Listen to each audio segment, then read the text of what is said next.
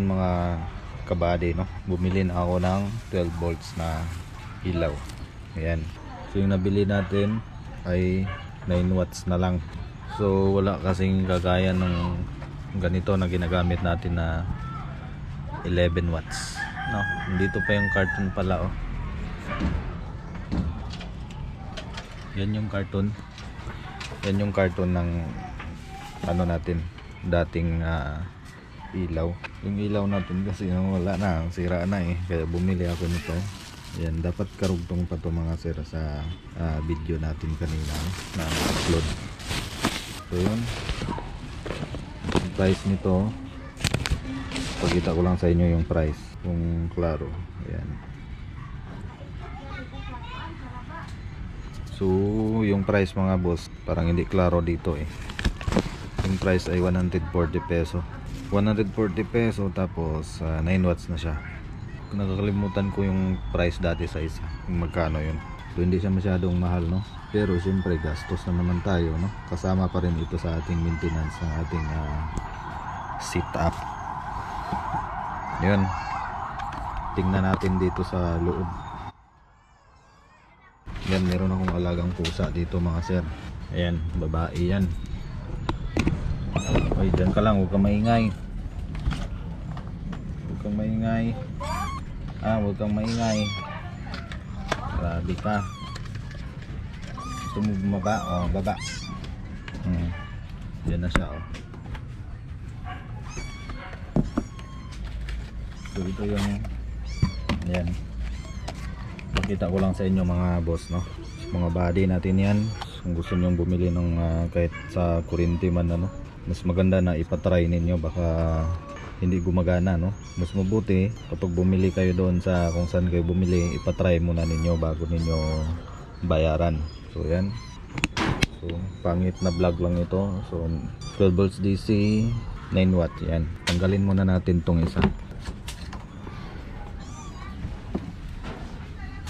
So yan,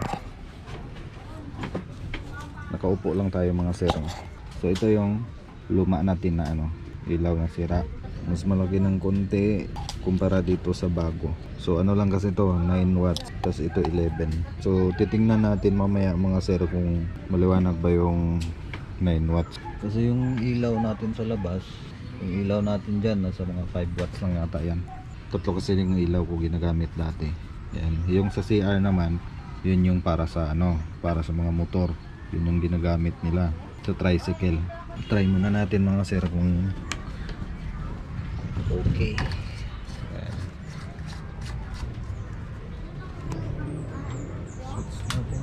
Yan. Okay na. So medyo maliwanag din. Gastos na naman tayo. Pero okay lang yan kasi yan lang talaga yung maintenance natin. Pwede na.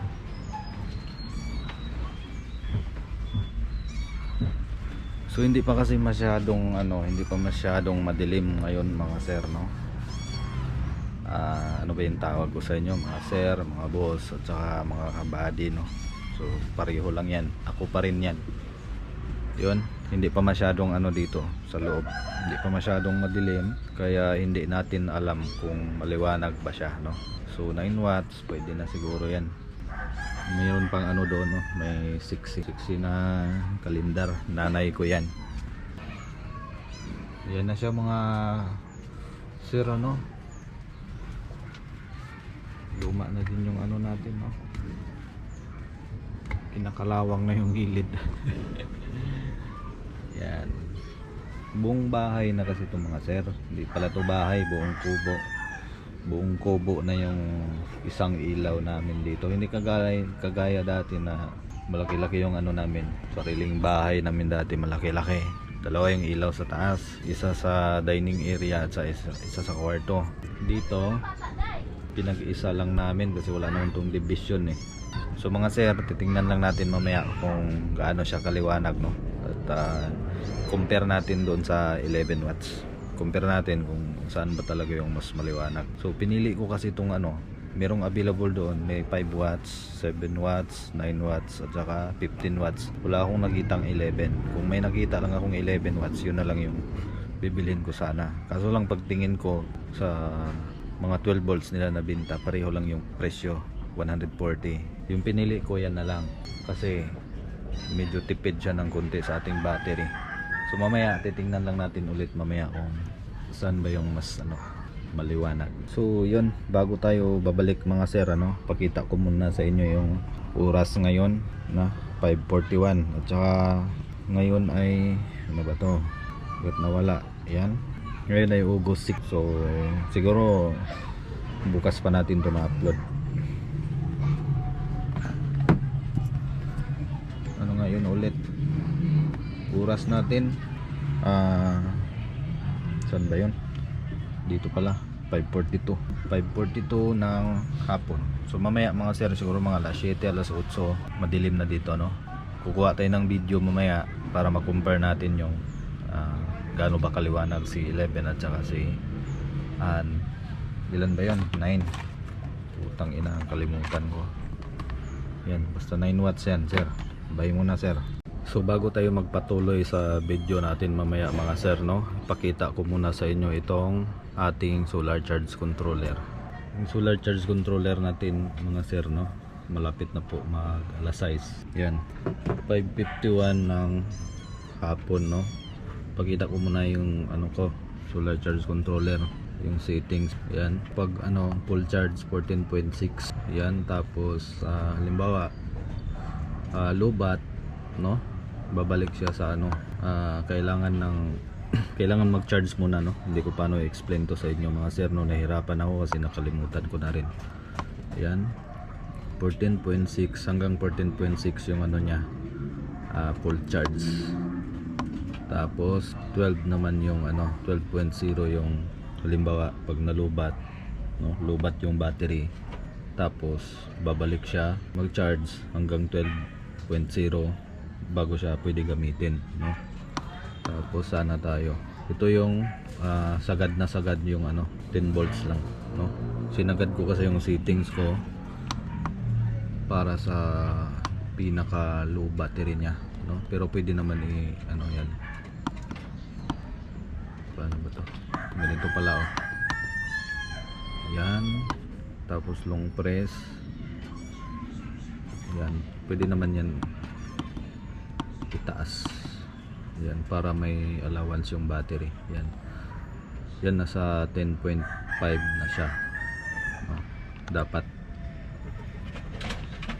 Tapos nasana yun.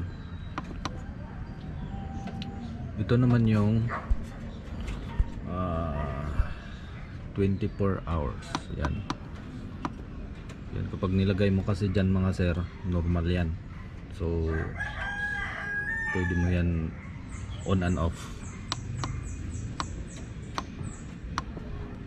Tapos B3, ito yung sinasabi ko sa previous video natin mga sir, type ng battery natin, B3, ibig sabihin ng B3 ay lithium ion phosphate LiPo4. Yun yung ibig sabihin nun. Balik tayo. Bali tatlo kasi yun sir, B3, B2 at B1. Tingnan natin. Yan, madali ang lang to, long press. Tapos yan, meron siyang yan, minus pala B2, B1. Yan, dapat naka B3 yan sir, kasi ang battery natin ay 32650. So ibig sabihin ng B2 mga sir, dapat halimbawa pag 18650 yung battery ninyo, lagay nyo sa B2, tapos B1 lead acid. So yan,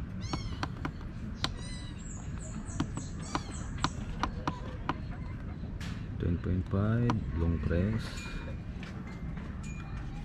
Lagay natin to sa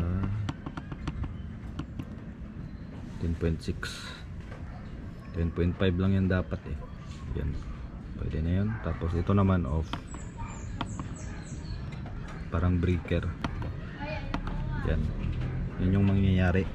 Yun, share ko lang sa inyo yun kasi ibig kong sabihin sa inyo mga sir, bumili kayo ng mga ganito. May dalawang klase yan, kulay blue at saka ganito, yung ganitong forma talaga. Yan, ganitong forma, dalawang klase. So yung isa, yung kulay blue, sabi ko dati, no, pang lead acid yon. At saka ito, tatlong uri ng battery. Pwede sa lead acid, pwede sa lithium ion o yung 18650, pwede din sa kagaya ng battery na ginagamit natin. So yon.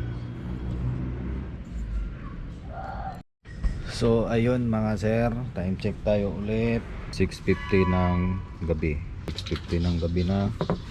Tapos ito yung makikita ninyo, no. Maliwanag pa rin yung ating bagong 9 watts na LED lights. Yan. Maliwanag na. Yan. Madilim na po sa labas.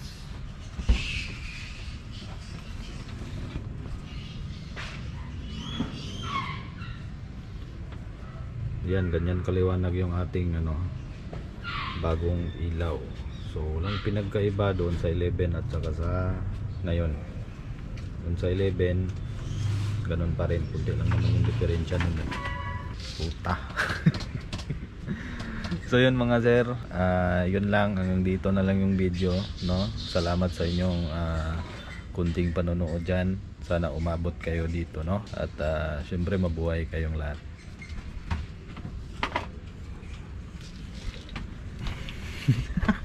Damay pa tayo ng kalukuhan niya.